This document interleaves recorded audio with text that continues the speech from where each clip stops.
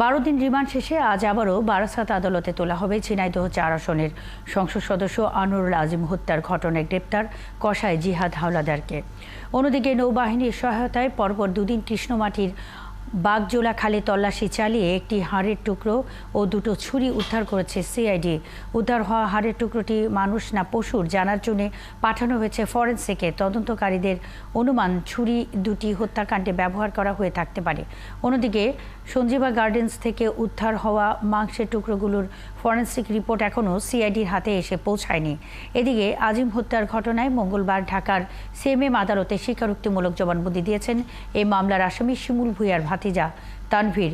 শিমুলের সঙ্গে তানভীরও এই খুনে সরাসরি জড়িত বলে স্বীকার করেছেন। তিনি আজিমকে বালিশ চাপা দিয়ে শ্বাসরোধ করে হত্যায় অংশ নেন বলে জানিয়েছেন। সংসদ সদস্য আনোয়ারুল আজিম হত্যার আরও খবর নিয়ে আমাদের সাথে কলকাতা থেকে যুক্ত হচ্ছেন সহকর্মী সত্যজিৎ চক্রবর্তী। সত্যজিৎ, আনোয়ারুল আজিম হত্যাকাণ্ডে মরদেহের খোঁজে আজ কোথায় কোথায় অভিযান চালিয়েছে গোয়েন্দা পুলিশ, এবং এছাড়া রিমান্ড শেষে কসাই জিহাদকে আজ আদালতে তোলার কথা ছিল, সে বিষয়ে আমাদের জানান। দেখুন, এখনো পর্যন্ত কিন্তু কসাই জিহাদকে বারাসাত আদালতে তোলা হয়নি। আমি এই মুহূর্তে দাঁড়িয়ে আছি বারাসাত আদালতে। এখানেই আনা হবে 12 দিনের সিআইডি রিমান্ড শেষে কসাই জিহাদ হাওলাদারকে। এবং এই জিহাদ হাওলাদারকে কিন্তু গত 12 দিন নিজেদের হেফাজতে রেখে, অর্থাৎ রিমান্ডে রেখে বেশ কিছু তথ্য কিন্তু উঠে এসছে, এমনটা সিআইডি সূত্রের দাবি। তবে তদন্তের স্বার্থে সেই তথ্য তারা এখনো পর্যন্ত প্রকাশ করেনি। অন্যদিকে নৌবাহিনীর ইকুইপমেন্ট নিয়ে কিন্তু তারা সহযোগিতা নিয়ে সিআইডি কৃষ্ণমাটির খালে গত দুদিন ধরে তল্লাশি চালিয়েছে। সেই তল্লাশিতে কিন্তু হাড়ের টুকরো একটা উদ্ধার হয়েছে। তবে সেই হাড়ের টুকরোটি মানুষ নাকি আর কি কোনো পশুর, সেটার জন্য ফরেনসিকে পাঠানো হয়েছে পরীক্ষার জন্য। অন্যদিকে দুটি ছুরিও উদ্ধার হয়েছে। সেই দুটি ছুরি পুলিশের অনুমান যে খুনের কাজে ব্যবহার হয়ে থাকতে পারে। সেক্ষেত্রে ছুরি দুটিও কিন্তু ফরেনসিকে পাঠানো হয়েছে, যে এই খুনের সাথে এই ছুরি কি কাজে ব্যবহার হয়েছিল বা আদৌ হয়েছিল কি না। তো সব মিলে সেই রিপোর্টের দিকে তাকিয়ে থাকতে হবে। অন্যদিকে আপনি জানেন যে মাংসের টুকরোগুলো উদ্ধার হয়েছিল সঞ্জীবা আবাসনের যে ফ্ল্যাট আছে সেখান থেকে, এবং সেই মাংসের টুকরোর যে ফরেনসিক রিপোর্ট সেটাও এখনো পর্যন্ত সিআইডির হাতে এসে পৌঁছায়নি।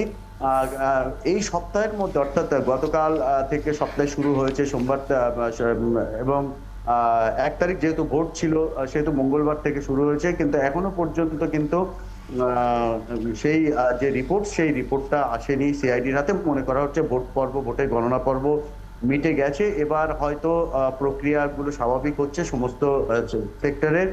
তো চলতি সপ্তাহে হয়তো সেই রিপোর্ট আসবে, এবং সেই রিপোর্ট আসার পরে বাংলাদেশকে পাঠাবে সিআইডি, এমনটা দাবি। তারপর কিন্তু ডিএনএ টেস্টের জন্য ডাকা হবে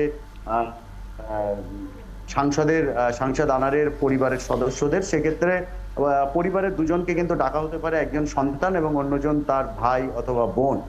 তো এই যে প্রক্রিয়া আছে সেই প্রক্রিয়া কিন্তু পরবর্তীতে ধাপে ধাপে হবে, এবং আনুষ্ঠানিক যে নিয়ম আছে সেই নিয়ম মেনেই কিন্তু বাংলাদেশকে গোটা বিষয়টা জানানো হবে। এবং পরবর্তী যে পদক্ষেপগুলো, কিভাবে যে প্রক্রিয়াগুলো আছে সেগুলো কিন্তু মানা হবে। বাংলাদেশকে এটাও বলা হবে, যদি তারা চান সেক্ষেত্রে মাংসের টুকরো এখান থেকে বাংলাদেশে নিয়ে যেতে পারেন, এবং সেই ফরেনসিক রিপোর্ট বাংলাদেশেও করা হতে পারে। এখন দেখার সেক্ষেত্রে বাংলাদেশের অংশ যারা তদন্ত করছেন তারা এই রিপোর্ট জানার পর তারা কি সিদ্ধান্ত দেন, এবং এখান থেকে, অর্থাৎ ভারতীয় অংশ থেকে এনারা অফিসিয়ালসরা কি রিপোর্ট দেয়, কি পরামর্শ দেয়, সেই বিষয়গুলো নিশ্চয়ই আপনার মাধ্যমে আমরা আমাদের দর্শকদের জানাবো। সত্যজিৎ, অসংখ্য ধন্যবাদ। সঙ্গেই থাকবেন।